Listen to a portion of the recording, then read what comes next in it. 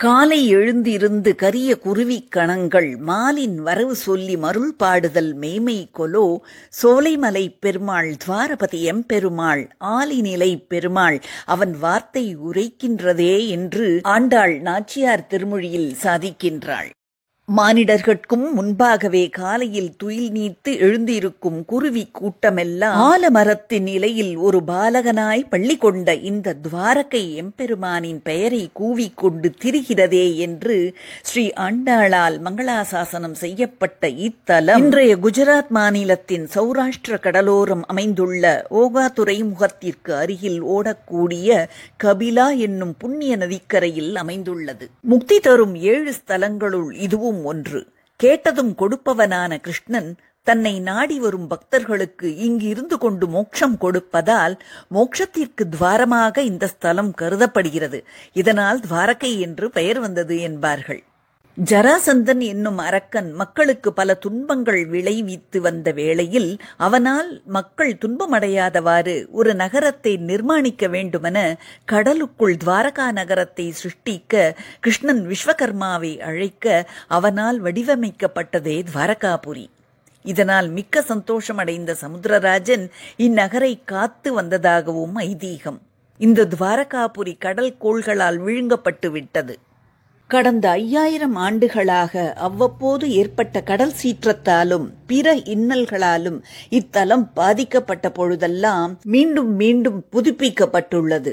தற்போதுள்ள கோயில் சுமார் 1500 ஆண்டுகளுக்கு முன்பு புதுப்பிக்கப்பட்ட தலம். கண்ணபிரானின் சரித்திரத்தோடும் பாரத போரினோடும் பின்னி பிணைந்து கிடக்கும் இத்வாரகாபுரியில் மூலவர் துவாரகாநாத்ஜி கல்யாண நாராயணன், மேற்கு நோக்கி நிற்கும் திருக்கோலம், தாயார் கல்யாண நாச்சியார் ருக்மணி, அஷ்டமகிஷிகள், தீர்த்தம் கோமதி நதி, விமானம் ஹேமகூட்ட விமானம், காட்சி கண்டவர்கள் கண்ணன் வாழ்ந்த போதிருந்த துவாரகாவாசிகள் மற்றும் திரௌபதி.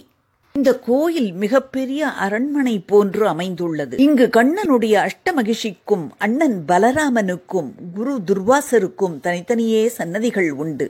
ருக்மணி தேவிக்கு ஊருக்கு வெளியே தனியாக கோவில் உள்ளது. துர்வாசரின் கோபத்திற்கு ஆளாகி அரண்மனையில் இருந்து வெளியேறி ருக்மணி சில காலம் இந்த இடத்தில் தனித்து வாழ்ந்ததால் இங்கு தனி கோவில்.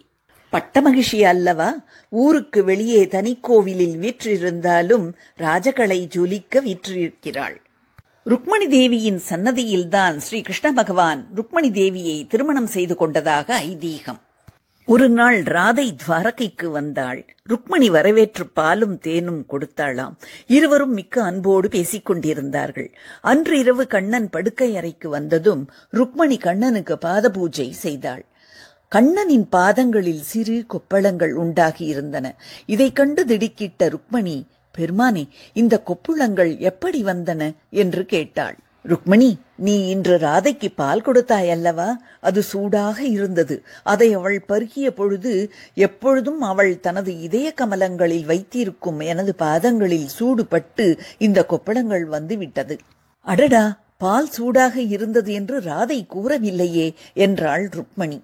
ருக்மணி, நீ பிரியமாக கொடுத்ததால் சூடு உள்ளது என்று உன்னிடம் சொல்லாமலேயே குடித்துவிட்டாள்.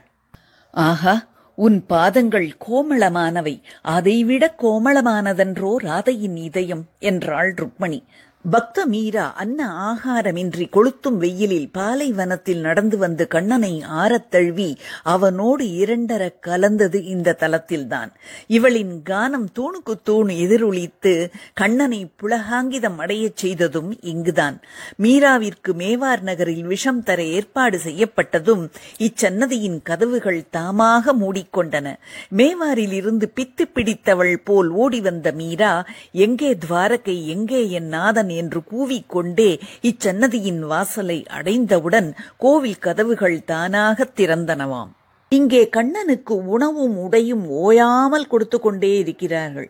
ஒரு நாளைக்கு 17 முறை உணவு கொடுத்து மணிக்கு ஒரு முறை உடை மாற்றுகிறார்கள். அதிகாலையில் திருப்பள்ளி எழுச்சியின் பொழுது தங்க பல்குச்சியால் பல் விளக்கி லட்டும் ஜிலேபியும் கண்ணனுக்கு தருகிறார்கள். 7:30 மணிக்குள் தீர்த்தமும் பிரசாதமும் நைவேத்தியம். உண்ட களைப்பு மாறுவதற்குள் மீண்டும் 8 மணிக்கெல்லாம் சர்க்கரை, பால், தயிர் போன்றன பரிமாறுகிறார்கள். பிறகு அப்பமும் அக்காரமும் பாலில் கலந்து சிற்றுண்டியும் அமுதும் செய்கிறார்கள். அதன் பிறகு கனிவகைகள். இவ்வாறு சாப்பிட்டுக் கொண்டே இருக்கிறான் கண்ணன். இதனால் பயந்து போய் உணவு ஜெரிமானம் ஆயிற்றோ என்னவோ என்று கருதி ஜெரித்தலுக்காக லேகியம் தருகிறார்கள்.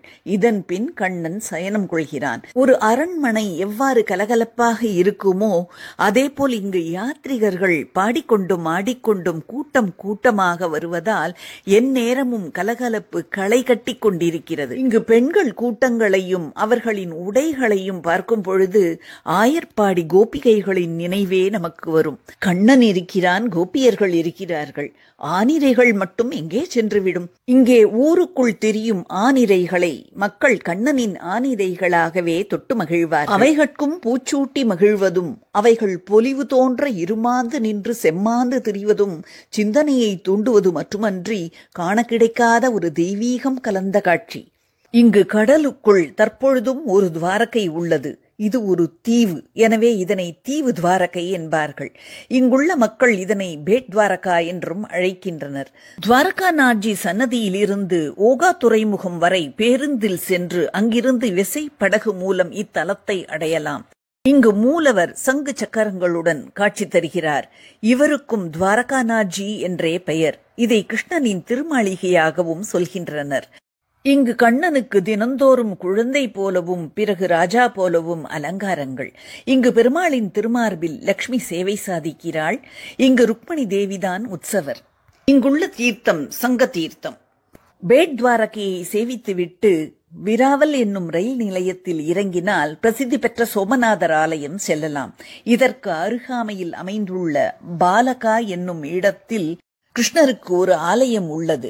கிருஷ்ணன் வைகுண்டம் போவதற்கு முன் இங்குள்ள அரச மரத்தடியில் சயன திருக்கோலத்தில் இருந்ததாக ஐதீகம். இன்றும் இந்த இடத்தில் கிருஷ்ணரின் அரசரடி சயன திருக்கோலத்தை காணலாம். கிருஷ்ணன் சயன திருக்கோலத்தில் இருப்பது அநேகமாக 108 திவ்ய தேசங்களில் இந்த ஒரு இடத்தில் மட்டுமே. துவாரகாபுரியை மட்டுமே ஆழ்வார்கள் மங்களாசாசனம் செய்திருப்பினும் நிகழ்ச்சிகளால் ஒன்றோடு ஒன்றாக பின்னி பிணைந்து கிடக்கும் இங்குள்ள ஸ்தலங்கள் யாவற்றையும் மங்களாசாசனம் செய்ததாக ஐதீகம். பெரியாழ்வார், நம்மாழ்வார், திருமங்கை ஆழ்வார், திருமிழிசை ஆழ்வார், ஆண்டாள் நாச்சியார் ஆகிய 5 ஆழ்வார்களால் மங்களாசாசனம் செய்யப்பட்ட தலம்.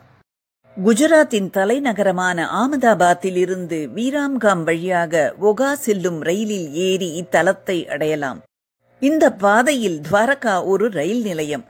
ரயில் நிலையத்தில் இருந்து கோவில் சுமார் 2 கிலோமீட்டர் தொலைவில் அமைந்துள்ளது. கோமதி நதி கடலில் சங்கமமாகும் இடத்தில் அமைந்துள்ள கிருஷ்ண சாம்ராஜ்யமான இந்த துவாரகாபதி சென்று வந்தவர்களுக்கு இங்கு கண்ட காட்சிகள் வாழ்நாள் முடிய மறக்க ஒண்ணாதவை.